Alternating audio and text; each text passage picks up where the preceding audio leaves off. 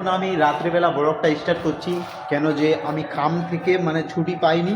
আর একটা কথা বলতেছি যে কামে ব্যস্ত ছিলাম, তার জন্যই আমি ব্লগটা এখন বানাচ্ছি। এই বাইকটা নিয়ে যাব এখন, তো আমার কাম কমপ্লিট। আর ওইদিকে একটা আমার বন্ধু আসছে দেখতে পাচ্ছ, আর সেটা নামিয়ে দিয়েছি। এখন যাব আমরা কীর্তন শুনতে, তোমাদেরকে কীর্তনে দেখাবো।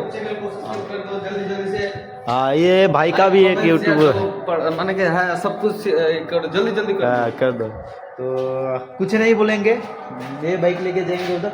और दूसरा बाइक फिर ये किसका है? ये वो जो बैठा हुआ ना। तो ठीक है, तो चलो चलते हैं बाइक को लेके।